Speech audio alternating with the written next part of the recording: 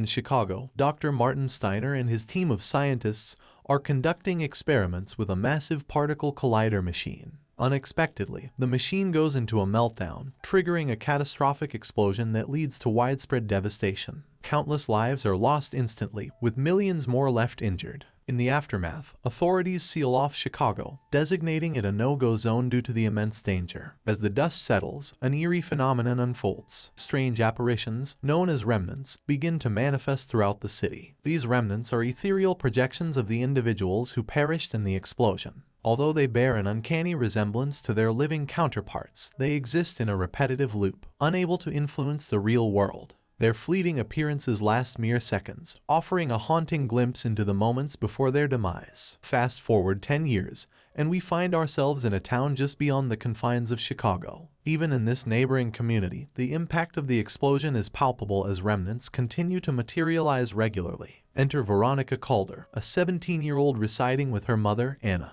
Their lives unfold against the backdrop of a world forever altered by the tragic events of the past. In this evolving narrative, the remnants serve as ghostly reminders of a bygone era, creating an atmosphere where the boundary between the living and the departed becomes increasingly blurred. As Veronica navigates the challenges of her existence, the remnants cast shadows on her journey, each ephemeral apparition carrying a fragment of the city's haunting history. Her dad was also one of the victims from that fateful day, and he now shows up every morning for breakfast in his remnant form. At school, the physics teacher, August Bittner, is giving a speech about the remnants. Veronica curiously asks why dead people from other timelines are turning into remnants as of late. She gives an example by pointing towards a girl who is clearly dressed in 82nd's attire. However, Bittner doesn't have an answer for that. During lunchtime, Veronica has her gaze fixed on a guy named Kirk, who is antisocial and obsessed with the remnants. It is said that he was kicked out of his previous school, but no one knows about the reason.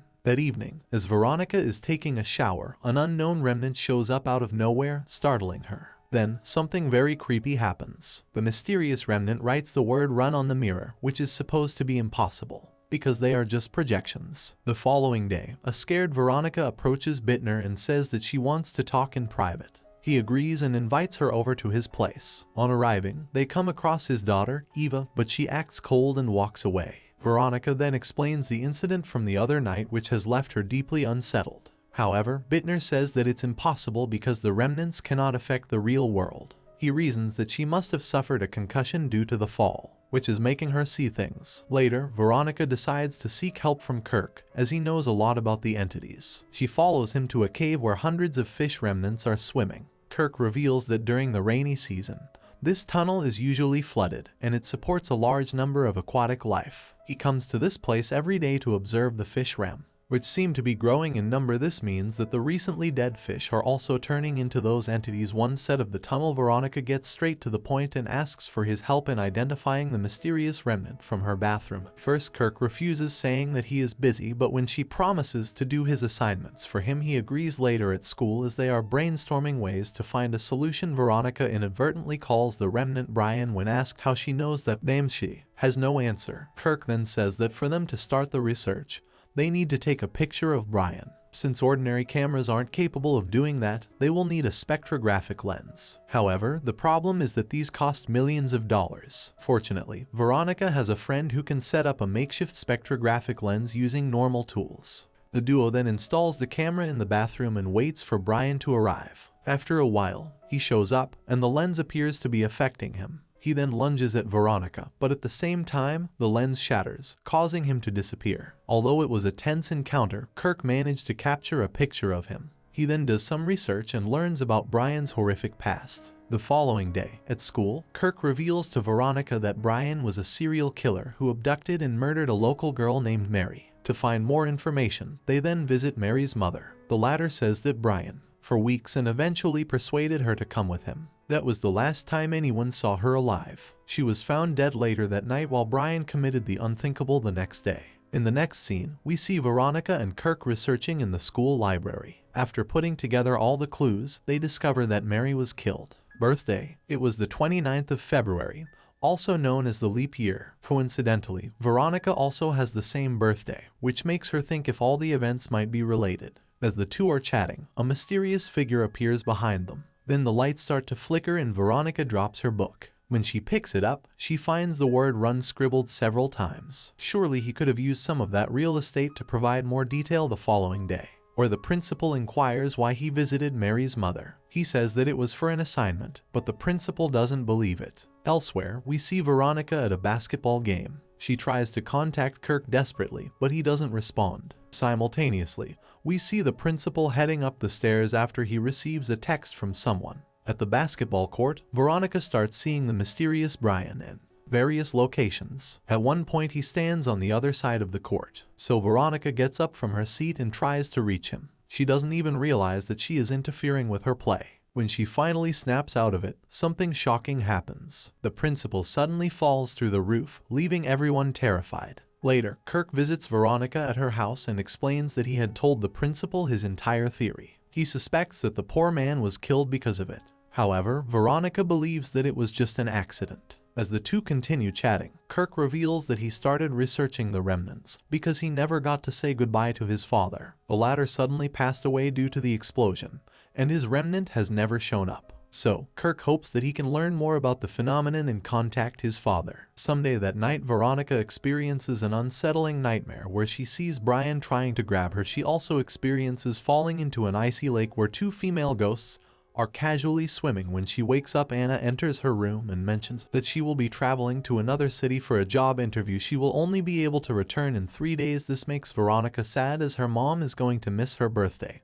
and her birthday happens once every 4 years. Later, as the remnant dad is sitting in his usual breakfast position, Kirk notices something strange. He sees that the man is holding a newspaper which was published 3 years after the explosion took place. The main headline is about the disappearance and murder of 2 girls, Emma and Claire. Kirk quickly notes down the details and begins researching them. He soon learns that they also had their birthdays on the 29th of February and were killed on. In the next scene, the duo meets an acquaintance who reveals that Brian and Claire were in a relationship. Claire actually died in the same laboratory from which the explosion originated. Her death was so gruesome that many tourists flocked to the lab to witness her remnants' recreation of the death. Hearing this, Veronica and Kirk are perplexed and they wonder what Claire and Brian were doing in the lab.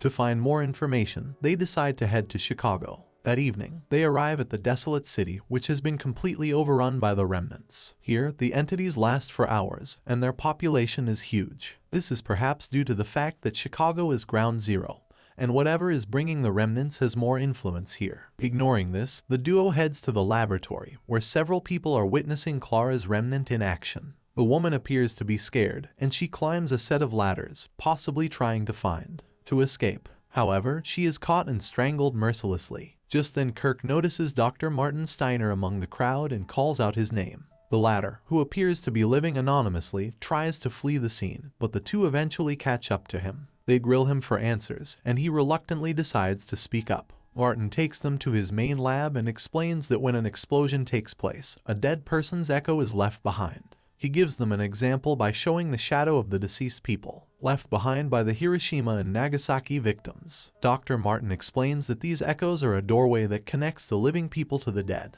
This part of the story feels insensitive. His team used this theory and treated numerous people who were on the verge of death. However, their main goal was to resurrect a totally dead person. For this, they needed a live person with the exact birth date of the person they wanted to reanimate. The process was called spectral transfusion. However, their experiment was unsuccessful, and it resulted in the catastrophic explosion that took many lives. Dr. Martin then reveals that Brian was one of his assistants who worked with him on the project. However, when Claire was killed, he changed. The doctor theorizes that Brian killed the other victims with the same birthday, so that he could resurrect Claire through spectral trance bullshit. Meanwhile, Kirk steals a photograph from the lab so he can research it later. It's always research and stuff, that boy. Dr. Martin then confirms that whatever the government is telling them is not true. The remnants can indeed alter the present, and they are a threat to the living. Hearing all of this, Veronica wonders if Brian is trying to kill her, as she also shares the same February 29th birthday.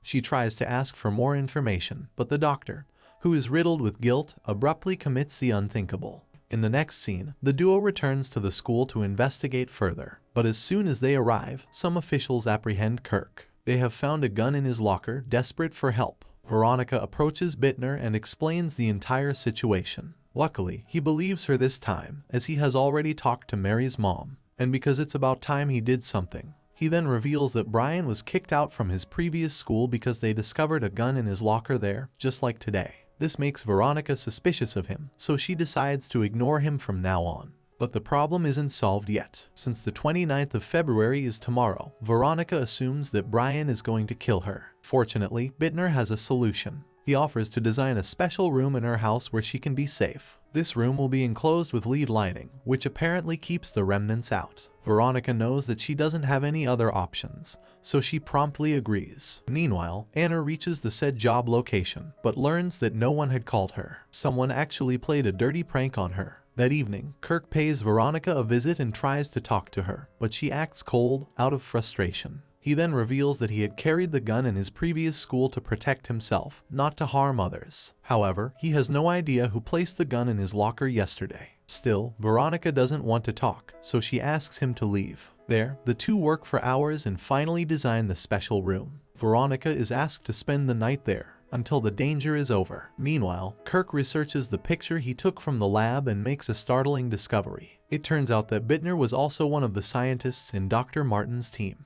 This makes Kirk realize that the man is up to something evil. He desperately tries to contact Veronica, but fails because of no network in the room. With no options there, he rushes to save her. As soon as Kirk arrives outside the house, he notices Bittner's daughter, Eva's remnant. This reveals that she is not a real human after all. Following this, the movie goes into a flashback where all the mysteries are unrevealed. On that tragic day, Eva was also present in the laboratory, and despite Bittner's attempts to save her, she tragically perished. Consumed by guilt, Bittner couldn't shake off the blame he placed on himself. This remorse led him to devise a plan to reanimate Eva using some kind of spectral trance. Resorting to drastic measures, he kidnapped several girls, including Claire, but all his experiments ended in failure. Brian, upon discovering this horrifying truth, sought to warn Mary but met his demise at Bittner's hands. Following this, the malevolent professor changed his identity and infiltrated the school to access personal student records. Upon learning that Veronica's birthday is on February 29th, he hatched a sinister plot involving some spectral absolute nonsense. Shockingly, Bittner was the one who planted the gun in Kirk's locker and arranged the interview with Anna. Returning to the present, as Kirk attempts to contact the police, Bittner stealthily strikes from behind, rendering him unconscious. Bittner proceeds to bury Kirk alive before returning to the room where Veronica is kept. Unaware of the impending danger, Veronica, upon cutting her finger, recalls a vision of the same injury, realizing the visions were warning signals about Bittner's malevolence. Terrified, she attempts to flee, but the villain catches up.